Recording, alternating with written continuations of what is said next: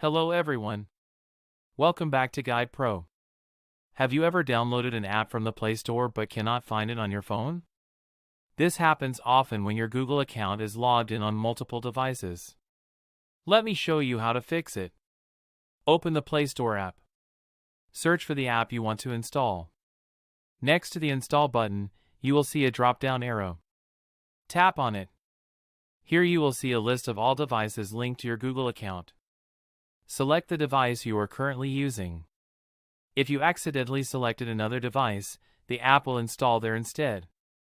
After selecting your current phone, tap Install again. The app will now appear on your phone, ready to use. You can also manage your devices from the Play Store settings and remove old or unused devices to avoid this problem in the future. This fix is simple and ensures that every app you download goes to the correct device. If this video helped you, give it a like.